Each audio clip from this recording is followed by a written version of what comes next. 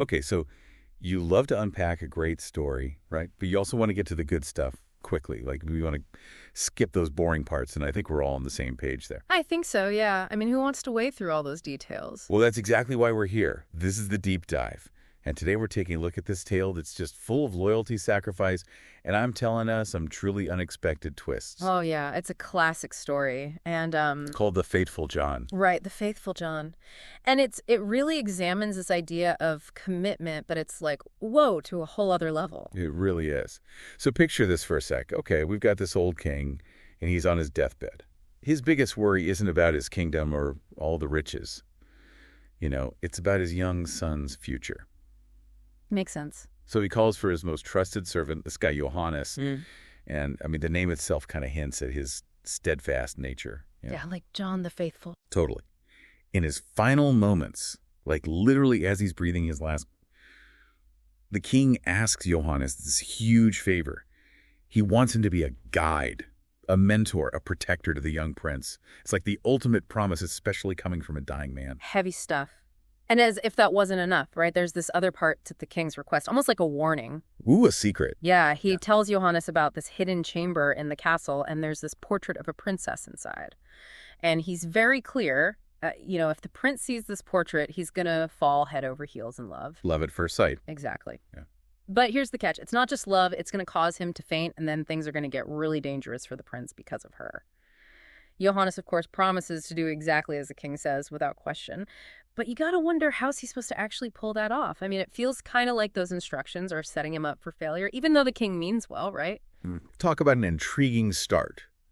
We've got a sacred promise, a hidden secret, and this sense of danger lurking around the corner. So what we're going to try to do in this deep dive is peel back the layers of this story. What does it tell us about loyalty?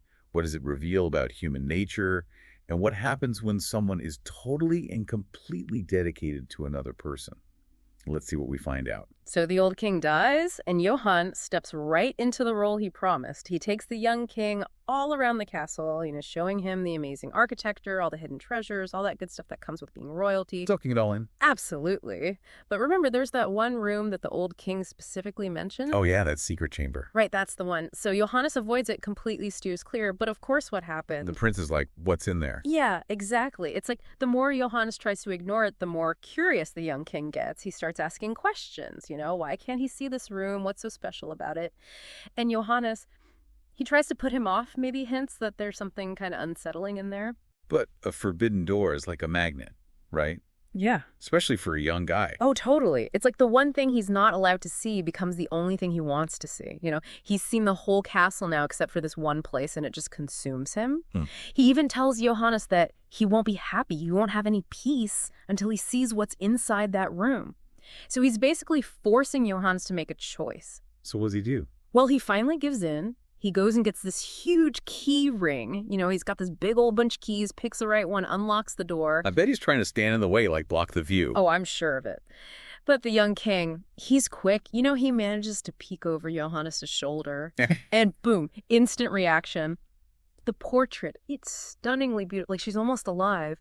The story says she's radiating this incredible loveliness. It's got to be more than just a regular portrait, right? Oh, yeah. They describe it as being covered in gold and jewels. It's like she's otherworldly, And remember, they call her the princess from the Golden Roof. So maybe that's hinting at her high status, or maybe her connection to wealth, or she's just out of this world, beautiful. Whatever it is, the young king sees her and just collapses right there. He faints. Poor Johannes. He's probably freaking out, right? I'd say so. I mean, he's witnessing the exact thing the old king warned him about. So he rushes over, picks the young king up, carries him back to his room, tries to revive him. He's probably worried sick about what's going to happen next. It takes some wine to finally wake the prince up, and the first thing he says is, "Who is that beautiful image?" You can just imagine the pressure Johannes is under, right? He made a promise to the old king, but now he's got this duty to the current king. It's a tough spot to be in. Totally a rock at a hard place. Yeah. So what does Johannes do? He tells him it's the princess from the Golden Roof. And that's it. The young king is completely smitten. He says his love for her is so strong that if every leaf on every tree had a tongue, they still couldn't describe how much he loves her. He's determined to have her no matter what, and he tells Johannes to make it happen. So now Johannes got a real problem on his hands. Yeah, this isn't just fetching a snack for the king. This is next level stuff. How do you even begin to woo a princess you've only seen in a painting? I know, right? The story says he thought about it for a long time. He knew it was going to be a huge challenge just to even meet her, let alone convince her to marry the king. But Johannes is nothing if not resourceful. Exactly. So he starts thinking back to the description of the princess, and he remembers something important. They said everything around her is made of gold, her furniture, her dishes, everything. And he knows that the young king's treasury has 5 tons of gold just sitting there. So a plan starts to form in his mind. Okay, I'm intrigued. He decides they're going to trick her. They'll use the gold to get her attention. So it's like a big, elaborate scheme. Oh, yeah, big time. So they call in all the best goldsmiths in the kingdom. And these guys, they work day and night. They melt down a whole ton of gold and turn it into all these amazing things. Golden plates and cups and bowls, birds and animals, you name it. They even made fantastical creatures, anything they thought would catch the princess's eye. Wow, they went all out. They had to. But here's the other thing. They can't just waltz up to her castle and say, hey, we're here with a bunch of gold, want to get married. Yeah, that's not going to work. So they disguise themselves as merchants. They load up all this incredible gold treasure onto a ship. Then they set sail. Sneaky, sneaky. It's the only way. So they arrive at the princess's city, and Johannes, he tells the king to stay on the ship. You know, he figures it's better if he makes the first move. He's like, don't worry, Your Highness, I got this. Yeah, pretty much. He tells the king to get everything ready, display the gold so it looks extra impressive. Yeah. And he kind of hints that he might just come back with the princess herself. He's got a plan. So he takes a few of the smaller gold pieces, hides them in his apron, and heads straight to the royal palace. Okay, he's going in. Yep. And as luck would have it, he sees this beautiful maiden drawing water from a well in the courtyard. Oh, is this the chambermaid I've heard about? That's her. And get this, she's using golden buckets. Fancy. Right? So she sees Johannes and she notices he's hiding something. He plays it cool, acts like he's just a humble merchant passing through. And then he shows her the gold. I bet her jaw dropped. Oh, for sure. Yeah. She's totally amazed by the craftsmanship and the beauty of it all. And this is where Johannes gets really clever. He mentions that he's just a servant working for this super rich merchant. The mysterious wealthy merchant with a whole ship full of gold. You got it. And of course, the chambermaid, she eats it up. She tells Johannes that the princess loves gold more than anything and that she just has to see this stuff. So she takes him to the princess. Yeah. Leads him right in. The princess is blown away by the gold that Johannes shows her. She wants it all, but Johannes, he's like, oh, this is nothing. You should see what my master has on his ship. I can just imagine her eyes widening. Right. He tells her there's so much gold it would take days to see it all and that there's not even enough room in the palace to display it properly. So what does she do? She's hooked.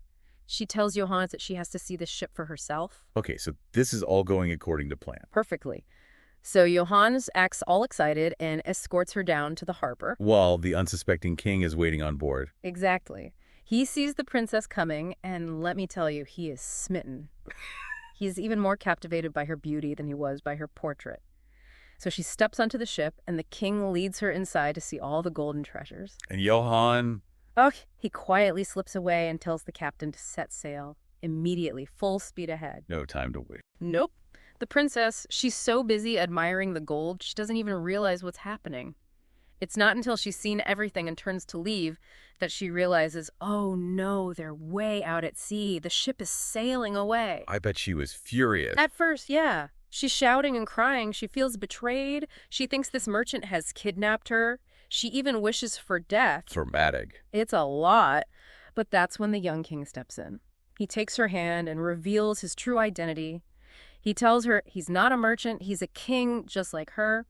And he confesses that he pulled this whole crazy stunt because he's madly in love with her ever since he saw her portrait and fainted. Wow, that's quite the declaration. It is. And you know what? It works. Hearing him pour his heart out like that, the princess, she starts to calm down. I guess actions speak louder than words sometimes. Especially when those actions involve a ship full of gold.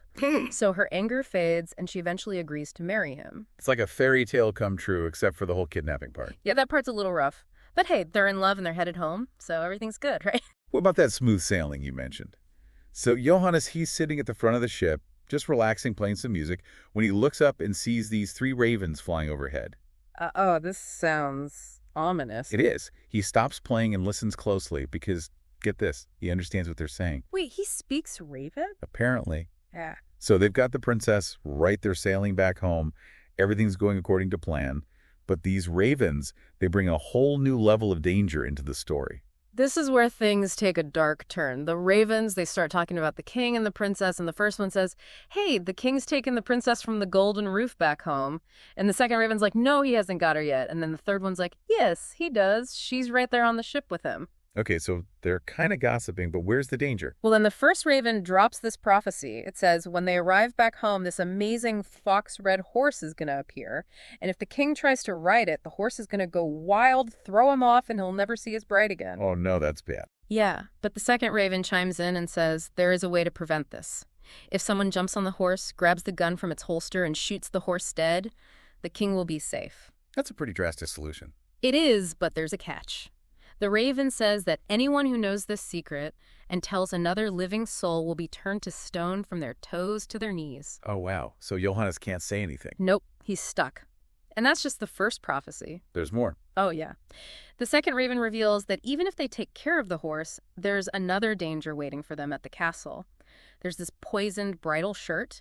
It looks like it's made of gold and silver, but it's actually made of sulfur and pitch. And if the king puts it on, he'll burn to death. Yikes, that's awful. I know. The third raven says the only way to save him is for someone to grab the shirt with gloves on and throw it into a fire. But again, anyone who knows this and tells someone else will be turned to stone this time, from their knees to their heart. So the stakes are getting higher? Definitely. And then the third raven reveals the final danger. This one's a real doozy. During the wedding dance, the queen is going to suddenly collapse like she's dead, and she will actually die unless someone lifts her up, sucks 3 drops of blood from her right breast, and spits them out. Okay, it's creepy and weird. I know, but that's the solution. And you can guess what the consequence is for revealing the secret. Turned to stone, the whole shebang. Full body petrification. So Johannes, he hears all of this, and he knows the king is in serious danger if he gets back home. But he also knows that if he breathes a word of this to anyone, he's a goner. And this is where we really see how deep his loyalty runs. He's not just facing danger. He's facing a choice between his own life and the king's life. So what does he do? He chooses the king. He decides he's going to protect him no matter what, even if it costs him his own life. That's some serious dedication. It really is. So they finally arrive back home, and just like the first raven predicted, there's this incredible fox red horse waiting for them. It's magnificent, the king is thrilled, and he wants to ride it to the castle. But Johannes knows better. He remembers the prophecy. So before the king can even get close, Johannes jumps on the horse himself, grabs the gun from its holster, and shoots it dead. That caused quite a scene. Oh, yeah. The other servants, they're outraged. They think he's crazy. They're yelling at him for killing this beautiful animal that was meant for the king. But the king, he remembers how loyal Johannes has always been, and he says, leave him alone. He's my most faithful Johannes. He must have a good reason. So he trusts him. For now, at least. So they continue on to the castle, and when they get to the main hall, there it is, that poison bridal shirt, just like the raven described. It's shimmering and beautiful, looks like it's made of gold and silver. The king reaches out to touch it, but Johannes pushes him back, grabs the shirt with his gloves on, and throws it right into the fireplace. It burns to ashes. I bet the servants were even more confused now. Oh, absolutely. They're murmuring amongst themselves, like, what is he doing? Why is he destroying the king's wedding clothes? But the king, he still trusts Johannes. He says, let him be. He knows what he's doing. He's my most faithful Johannes. He's like Johannes' #1 fan. Well, he's definitely got his back. So the wedding takes place. Everything's going great. Everyone's celebrating. And then during the first dance, it happens, just like the raven warned. The queen, she suddenly goes pale and collapses to the floor. It looks like she's dead. And Johann? He doesn't hesitate. He rushes over to her, scoops her up in his arms, carries her into another room. He kneels down, sucks 3 drops of blood from her right breast, and spits them out. And just like that, she's revived. She's fine. Okay, that is so bizarre. Right. It's a strange scene, but it works. The problem is that the king saw the whole thing. He's watching all this unfold, and he is completely baffled. He doesn't understand what Johannes is doing, and he starts to get suspicious and angry. And in a moment of rash judgment, he orders his guards to arrest Johann. Throw him in the dungeon. Exactly. Blech. Poor Johannes. I mean, he just saved the queen's life, and now he's being punished for it. It shows how easily trust can be broken, even when someone's proven their loyalty over and over again. It's tragic, really. So what happens to Johannes? Well, the next morning, he's sentenced to death. They're going to hang him. As he's standing there on the gallows waiting for the end, he asks for one last favor. He wants to speak to the king. He deserves a chance to explain himself. I agree. And the king, he grants his request. So there's Johannes standing on the edge of death, and he finally tells the truth. He tells the king about the ravens and their prophecies, and he explains why he did all those strange things. He shot the horse, he burned the shirt, he saved the queen. It was all to protect the king from those hidden dangers. I bet the king felt terrible. Oh, he was devastated. He instantly regrets his decision and he yells, "Stop the execution! Bring him down! He's my most faithful Johannes!" But it's too late. Yeah. Just as Johannes is about to explain everything, he utters his last word and drops dead. His body turns completely to stone. Oh my gosh, that's so sad. It really is. He sacrificed everything to save the king, and in the end, he was punished for it. It's heartbreaking. What a tragic end to a loyal servant. I know. The king and queen, they're heartbroken. They realize what a terrible mistake they made. They take the stone statue of Johannes and place it in the king's bedroom. And every time the king looks at it, he cries, wishing he could bring Johannes back to life. It's a constant reminder of his mistake. Exactly. Time passes, and the queen gives birth to twin boys. This brings some joy back into their lives. But the king, he still can't shake the guilt and the sadness. He lost a true friend. He did. One day, the queen is at church, and the king is at home with the twins. He's watching them play, and his eyes fall on the stone statue of Johannes. He sighs and says out loud, "Oh, how I wish I could bring you back." And then something incredible happens. The statue starts talking. Wait, what? I know this sounds crazy, right? But the statue, it tells the king that there is a way to bring Johannes back to life, but it will require a great sacrifice. The king, without even thinking, says he'll do anything to have Johannes back. So what's the sacrifice? This is where it gets really intense. Yeah. The statue tells the king that he has to kill his own sons. He has to behead them with his own hands and then smear their blood on the statue. Oh my God, that's horrifying. It is. It's a terrible choice. But remember, the king he's seen firsthand the lengths Johann went to protect him. He knows the kind of loyalty Johannes is capable of, and so he makes the agonizing decision. He chooses Johann over his own children. He does. He draws his sword, and with tears streaming down his face, he kills his sons. Then he does as the statue instructed. He smears their blood on the stone. And just like that, Johann is back. He's alive and well, standing right there in front of him. That's insane. It really is. But it doesn't end there. Johannes, he shows that he's just as loyal and powerful as ever. He takes the heads of the two boys and puts them back on their bodies. He uses their blood to heal their wounds. And in an instant, they're alive again, running around playing like nothing ever happened. Wow, so Johannes is basically a miracle worker now. He is. The king is overjoyed. He can't believe his eyes. So everything's good now, right? Happy ending. Almost. When the queen gets back from church, the king, he decides to have a little fun with her. He hides Johann and the boys in a cupboard, and he asks her, "Did you pray at church today?" And she says, "Yes, but all I could think about was faithful Johannes and how much we miss him." She still feels guilty. She does. So the king tells her that he found out there is a way to bring Johannes back, but it would cost them their sons. He says, "Would you be willing to do that?" And the queen, she turns pale, but she thinks about it for a moment, and then she says, "Yes, I would. I know Johannes would have done the same for us." She's willing to make the same sacrifice. Exactly. And the king, he's so happy that she feels the same way. So he opens the cupboard and shows her Johannes and the boys. He says, "Thank God he's back and we have our sons too." And then he tells her the whole story. Wow, what a roller coaster of emotions. Right. This story, it makes you think about the different faces of loyalty. The unwavering dedication of Johannes, the trust that the old king had in him, and even the young king who eventually realized the depth of Johannes' faithfulness, even though it took him making a terrible mistake. And then there's the sacrifice. It shows up in so many ways throughout the story. It really makes you question what true loyalty might demand of you. So here's a question for you to ponder.